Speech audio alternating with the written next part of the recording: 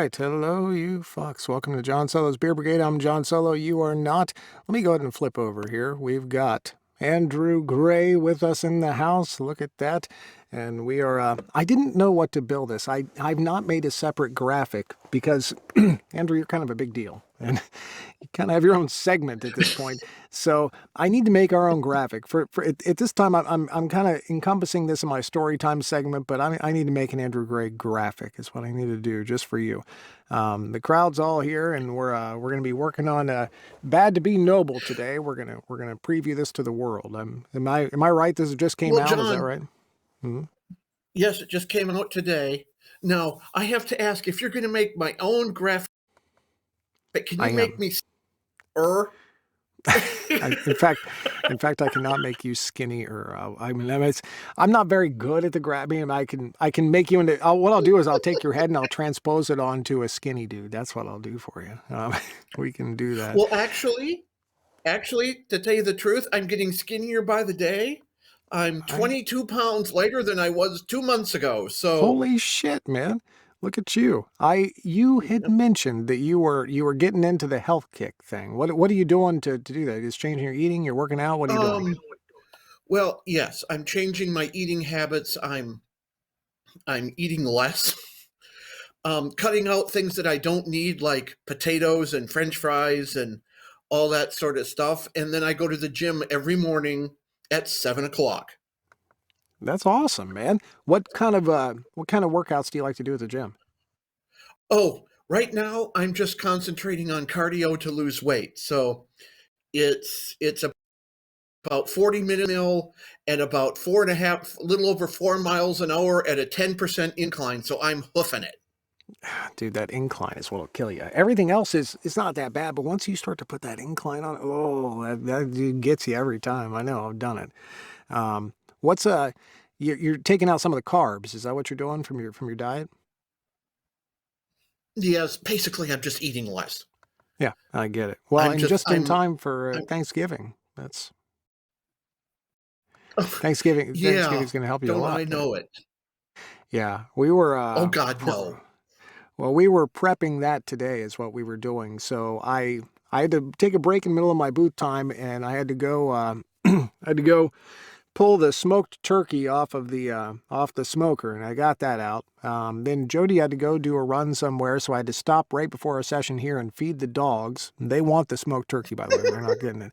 And we got we're going to two different ones this year. Are you guys? Is Dominique? I'm assuming Dominique is cooking, right? Yes, he's cooking. We've got some of my family and some friends coming. Oh, yeah, he's going to do that, which is cool, except no turkey here. I can be a heck of a lot more thankful over a great big beef over, so that's what we're having. Nice. Dude, that sounds delicious. Well, I'm jealous of that. With the horseradish. Gotta have the sauce. Yeah. We're doing two different ones this year, and typically we do another turkey is well. Wait a minute, Tracy's asking, is there a reason I call him Dominique instead of Dominic? Yeah, it's because I probably say it wrong, Trace. That's probably the reason why. There's no doubt about it. Yes, you do actually. It is Dominic. Yeah, sorry. Jesus Christ. It's because I'm a blithering idiot. You work with me every day, Trace. You should know this. We're doing two this year, and one of them, I have no idea what we're getting into. It's my sister-in-law's, and it's the first time I've done it over at their place this year. The second one we're doing is at my brother's place or my nephew's place, one of those two. And we do that one every year, and typically what they do is everybody brings in a dish, and you never know what you're getting into. But my brother makes homemade noodles. These things, I gotta say, dude, they have to be a freaking 1/4 inch thick. These homemade noodles, they are freaking to die for. So I've given up. I'm not gonna eat well. I'm gonna eat a lot. I'm just not gonna eat healthy. That's not gonna be the case this week. We're getting around that. But congratulations, good on you, man. Yeah, well, all I'm doing is spending more time in the gym to sort of pre-lose what I know I'm gonna end up eating. I get it entirely. Let's speaking of the dogs, I unfortunately they are out now. My dogs do pretty well. One of the huskies, she is She's built for this kind of shit. She loves it. But the other one, she's a little bit more delicate. So I hate to say we're on like I got to be out of here by 5:25. So I think we got enough time though. Somewhere in there. I think we're good. I don't mean to Okay. limit us today, but first off, as you know, Bad to Noble just came out. Andrew Gray, obviously the world famous author at this point. I'm going to read you the blurb real quick, so you guys can get an idea what we're getting into here. And of course, we're going to be doing the duet reading. So Andrew's going to talk about bananas as he does because those are his favorite food. By the way, bananas are really healthy for you. Maybe you should consider. I'm just Yeah, but saying. bananas suck.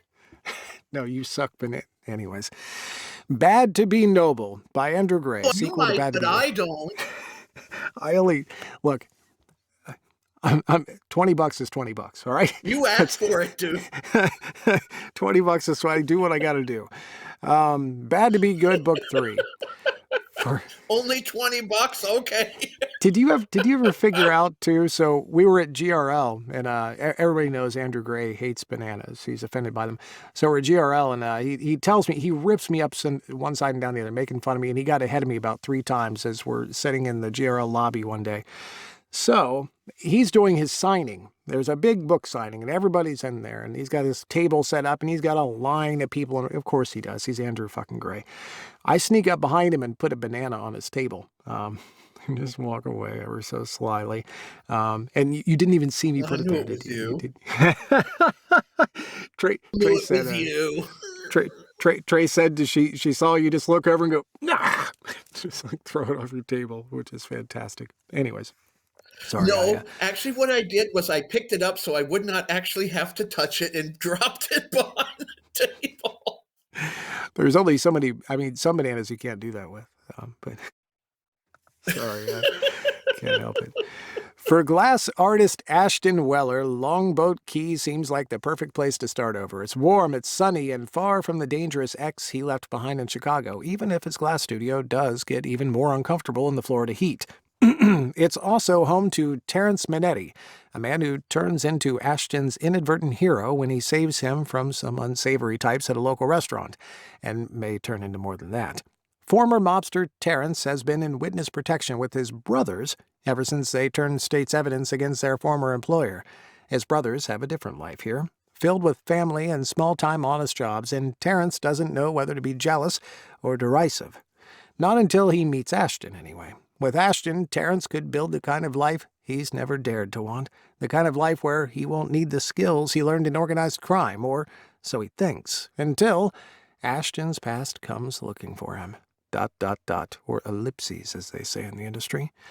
This book is dedicated to Karen and Martin for taking me to Longboat Key and helping to get my imagination running. These people took you on a cruise? Is that what they did? No, Karen has a beach house on Longboat Key, and she let Dominic and I use it a couple years ago for a couple days so that we could have some peace and quiet when we were visiting. Dude, that's fucking awesome. And well, the nice thing is that in January we're going down to Florida to visit Karen and Martin, and we're going to be spending some time at said beach house again. Oh, hell yeah. None of my friends have beach houses. I need to make some different friends, apparently. Yeah. I don't have friends that take me on cruises, no beach house, nothing.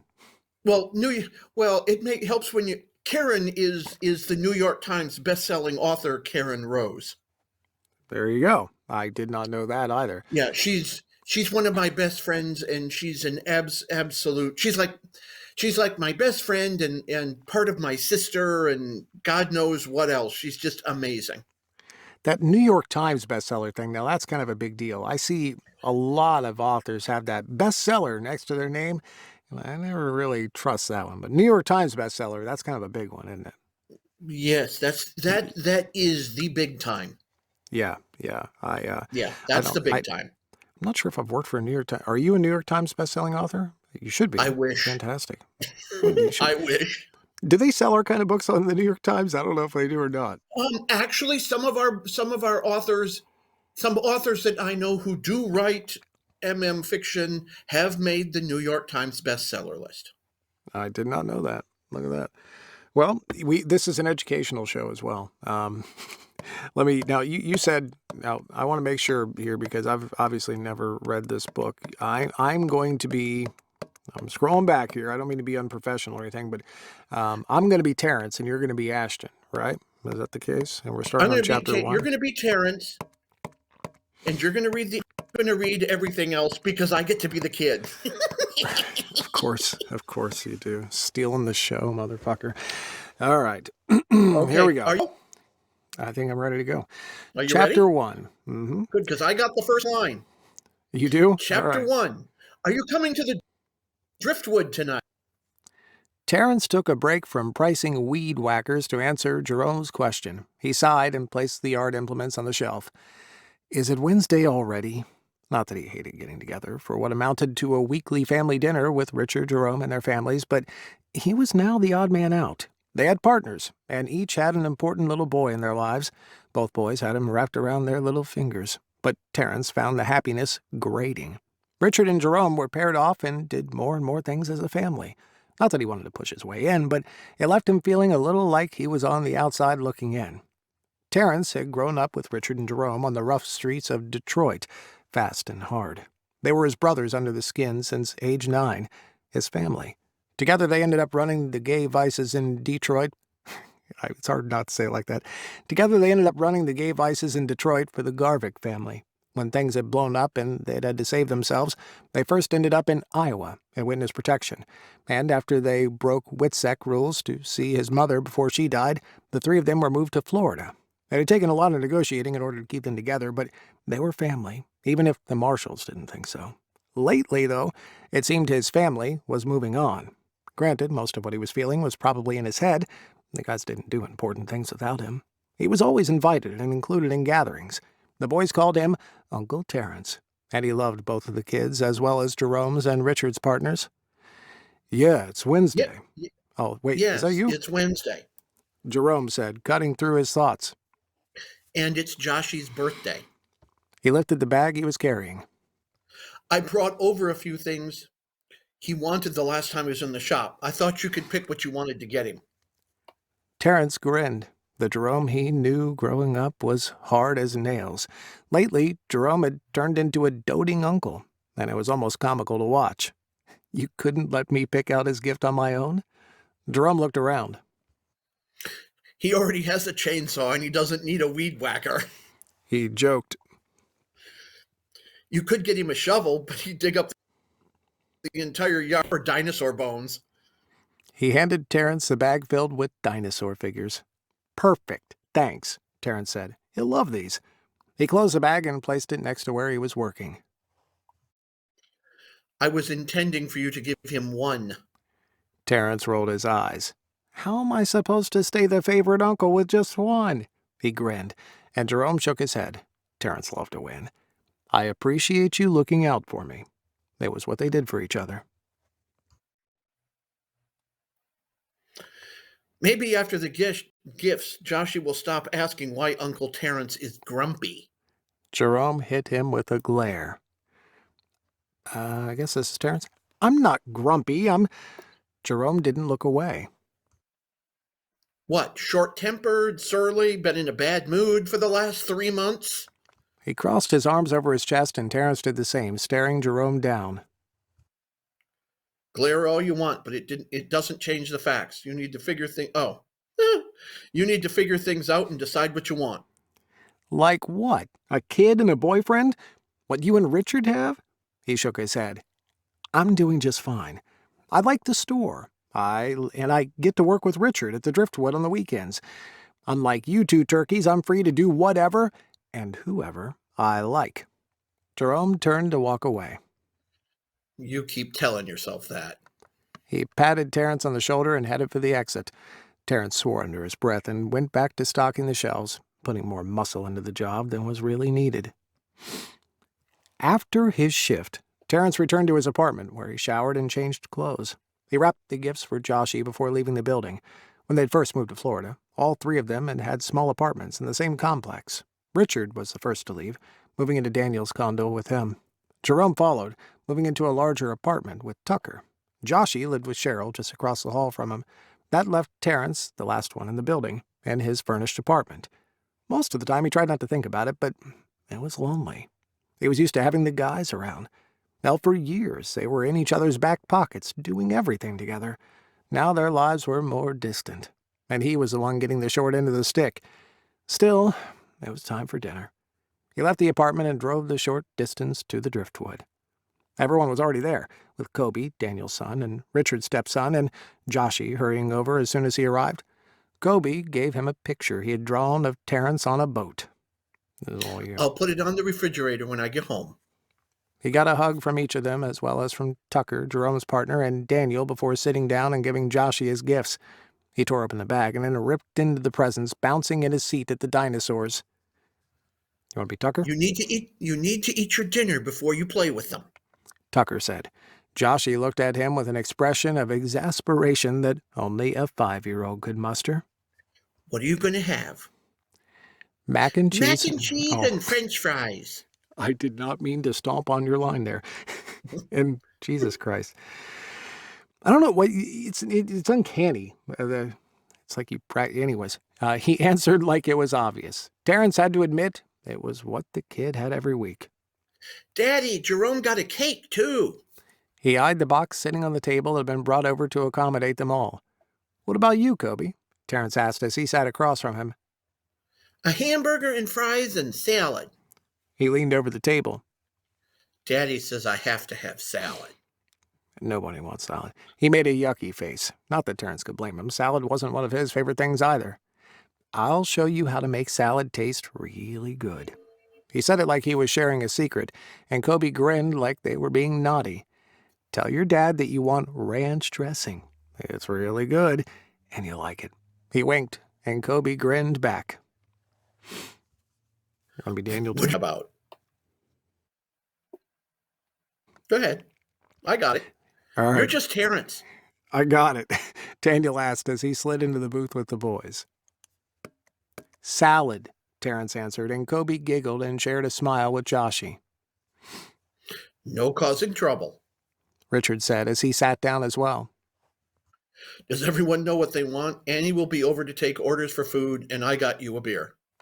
He slid the mug in front of Terrence and set down 2 smaller mugs of root beer for the boys. As usual, everyone settled down around the extended table, conversations flowing between them. Annie took their orders, and like any Wednesday night, they all laughed and talked like the family they were. It reassured Terrence. This was his family, the only family he had, and he felt a little stupid for ruminating on how lonely he was becoming. Richard and Jerome would always be there for him, just like he would be there when the 2 of them were in trouble. And, judging by their history, it was only a matter of time before that happened again. When Richard met Daniel, they had all worked together to get Daniel out of a scrape. The same could be said of Jerome with Tucker. Granted, those scrapes put Richard and Jerome on the paths to the guys they fell in love with, but Terrence had to do plenty of things in order to see to it that they came out right on the other side. Not to mention the fact that they had managed to hurt the remnants of the Garvik organization while remaining anonymous. It had been a delicate dance and one that he had had a major part in. Terrence would do it all over again if he had to. Can we have some more beers here? That's a pretty good accent, Andrew. A man called over the humming conversation. Terrence turned away from the family toward a group of bikers in the corner. They were loud and waving their glasses around, as bikers do. Terrence turned to Richard and nodded. He slid out of the booth and approached Alan, Richard's business partner in the driftwood, who stood behind the bar. Terrence didn't even speak to Alan. Just a small nod and a glance in their direction was enough for him to know exactly what to do. He veered over toward the table. Jerome appeared beside him and took his arm. Terrence, just don't kill them like you did the last time. He said it loudly enough that the men at the table could hear clearly. It took forever for Alan to have the mess cleaned up. What's this shit? The big meathead asked, getting up from the table, his hands at his hips, chest puffed up and pressed forward. Terrence has seen guys like this many times before. This is about your manners. You be nice to the servers and behave yourself.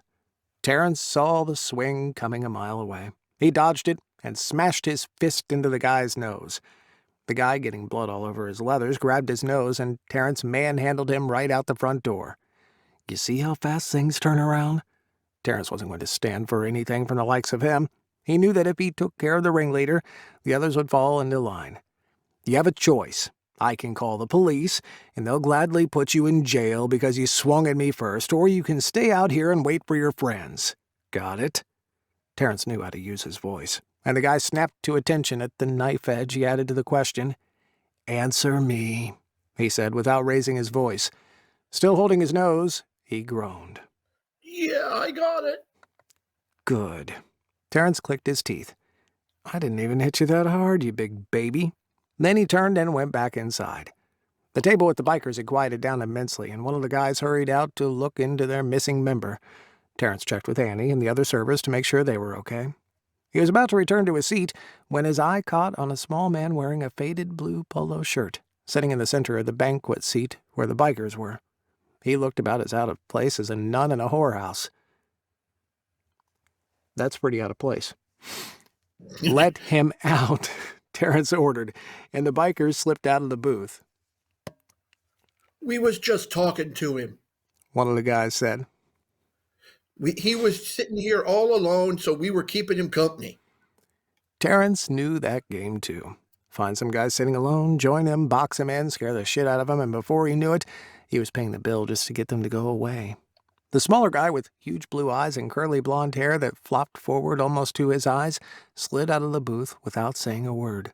He turned his back to the others and then looked up at Terrence, biting his lower lip like he expected to be hit at any second and was just trying to steel himself so he could take it. Fucking hell. Terrence muttered under his breath, wondering what some son of a bitch had done to this kid. You okay? Did they hurt you? No, he trapped me and started ordering stuff. He said, lowering his gaze. I see.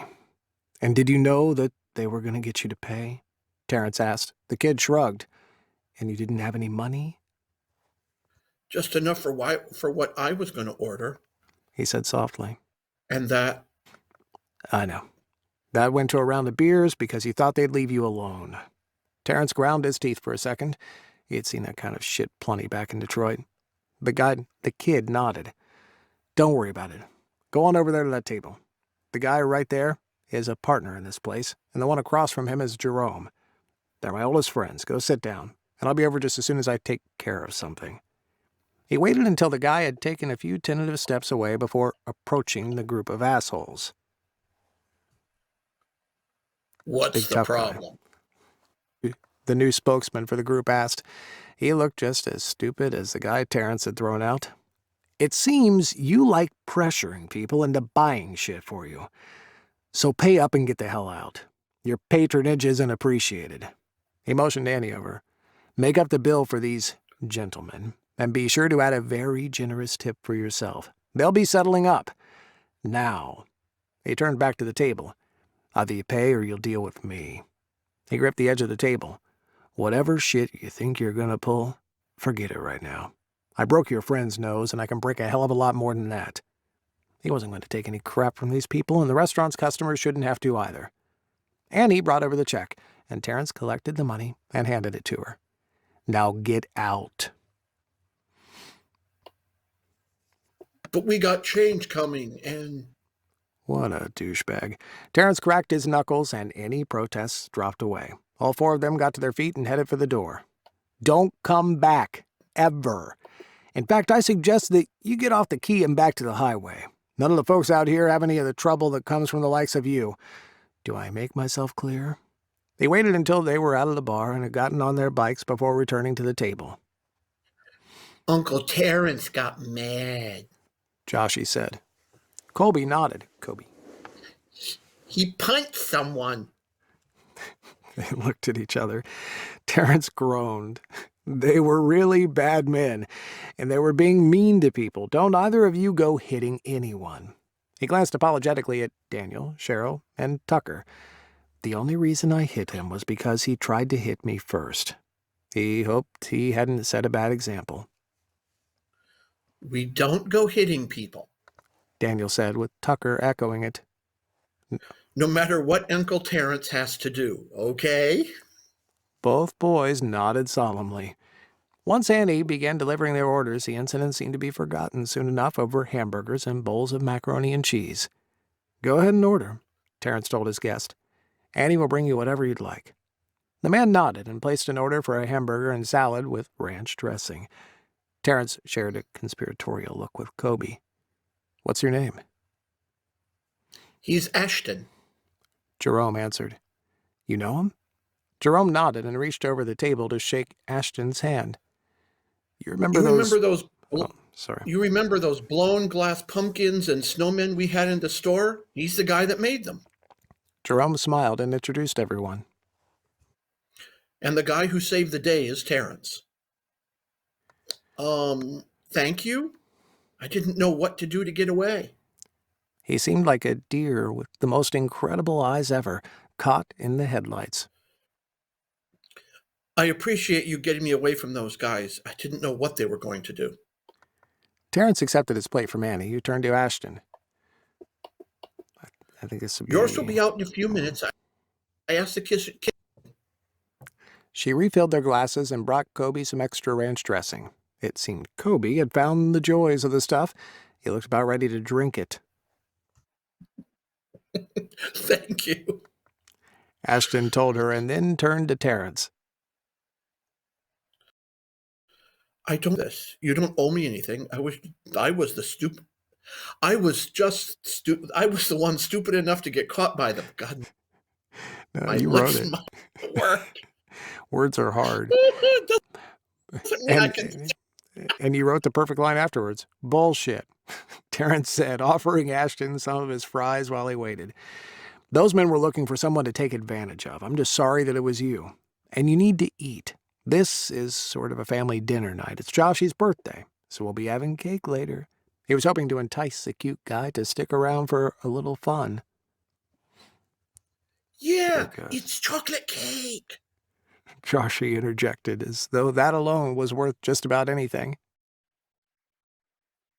And Uncle Terence got me dinosaurs for my birthday. You can play with them if you're sad. By the way, Sue said, Andrew should narrate kids' books. I think you're absolutely right, Sue. Ashton actually smiled, the darkness evaporating from his features in an instant. Damn, his smile was radiant. Terence swallowed hard. It had been quite a while since something that simple turned his head, and he found himself wondering all kinds of things he probably shouldn't be thinking about, at least not in front of the kids. Be Ashton. I'm good, thank you, and your uncle. Ashton said as Annie placed his plate in front of him. Terence ate his fish while the others talked and brought everyone up to date on their week. I arranged for a boat to take us fishing next Wednesday, Richard said. Can everyone get the day off? I thought we could all go take the boys out for the day. Fishies! Kobe and Joshy said together. Yes. Richard beamed.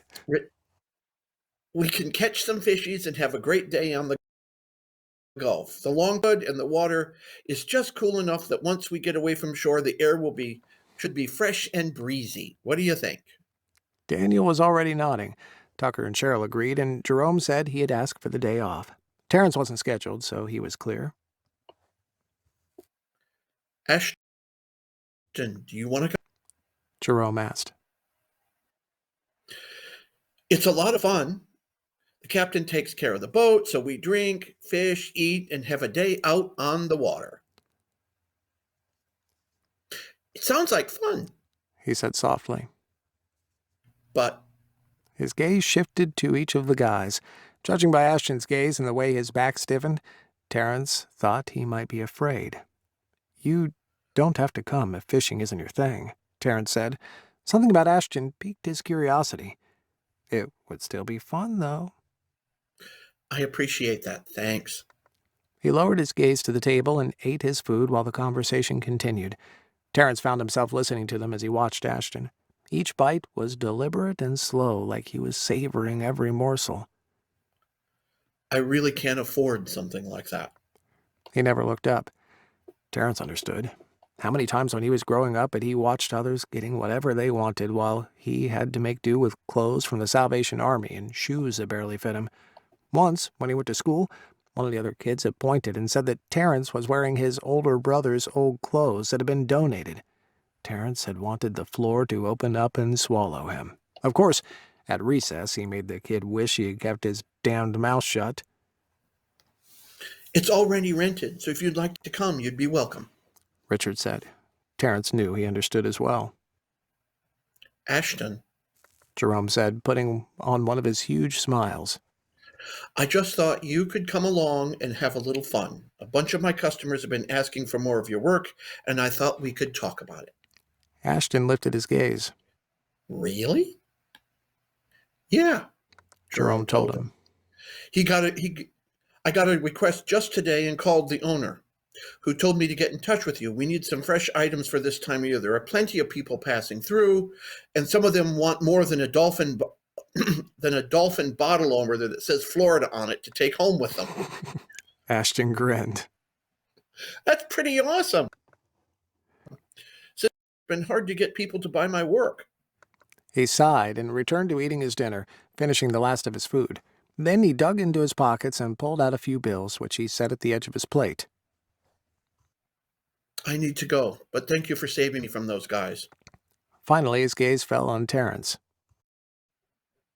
I really appreciate it, but I need to get back home. Jerome stood and shook his hand. We understand. I have your number at the about going out with us on the boat, and you can tell me what you have so we can bring more of your work into the store. That would be great, Ashton said, pausing to look at Terrence. Terrence thought Ashton might have something to say, and he leaned forward as if pulled closer by an invisible force, waiting. Thank you again, Ashton said just above a whisper, and then turned and hurried toward the door. What are you up to? Terrence asked Jerome as soon as the door closed behind Ashton. Jerome rolled his eyes. Oh, come on. I saw the way you, and how he held his head down but watched you from behind those long lashes of him. The eye for... He cleared his throat before he could finish the word in front of tender ears. That was another change in their lives. Swearing was now completely out the window. Jesus fucking Christ, what a pain in the ass that was. Really kind of is. Wow. You know what I mean? He's a nice guy. Maybe a little shy, but... And Terrence glanced at the boys who were sharing some kind of secrets, giggling as they ate and not paying attention to them. I don't need you or anyone playing Marva Matchmaker. He rolled his eyes. I was just helping Alan out and trying to make sure that one of his customers isn't scared off forever. He glared at Jerome. So back off. Fine. Jerome hissed softly. So you don't want me to call Ashton in a few days and remind him about the boat trip. Or I could just tell him that something came up and that we had to cancel. Then we could all go out and you wouldn't have to worry about seeing him again. Terrence shook his head. Who says I'm worried? He countered, a little too fast. Just relax and go with it. You'll like it. And I think you like it. Jerome finished the last of his fish and leaned back in his chair like he had just won or something. You're blind as a bat. That guy is half scared to death of me, Terrence countered. One thing he definitely knew was fear, and Ashton was afraid of him. The thing was that Terrence actually cared. Fear was the tool of his trade, and damn it all if he didn't want Ashton to not be afraid of him. How was that for a kick in the shorts? Jerome smiled. We'll see. He sat up straight and grinned at Joshy. Now who's ready for cake? Using the kids to cut off a perfectly good argument was so unfair. Jesus Christ. You really should do kids' books, I'm telling you, Andrew. You're fucking perfect at it. It's amazing to me. Anyways, that is Bad to Be Noble. I hate to run, but it's 5:35. I gotta put the dogs. So, I love you to death. I will send you over a YouTube link here shortly. Everyone, thank you for hanging out. Obviously, go buy this book. Please do so. And Andrew, remember, don't go too haywire at Thanksgiving, all right? You're working on the thing, all right? Mm-hmm. Yeah. Yeah. I love you guys. Wave You to the should look so camera. good when you're almost 60. Well, of course I do. I look fantastic. I'm getting pretty Yeah, close to 60, but getting pretty close to 60 myself. Um, damn it, I lost my yeah, freaking right. button. See that? I lost my button. I have to like reload my controller just to. Yeah, we've been having this conversation in Discord for the last couple of days. I need to buy something called a Stream Deck because I've been trying to cheap out and not get the Stream Deck, and this is like this is the glitchiest piece of controller software ever. Now I've got it up. Wave by at the camera. Have fun. We're a total professional show. See you later. Bye. Really? It didn't work again? We might be here forever, Andrew. I don't freaking know. I swear to God, there's supposed to be an outro video. Here, I'm going to do this the old manual way. No, we're professional. We're totally professional. We do this all the time. Where can I load it manually? Outro video. Outro video. Here.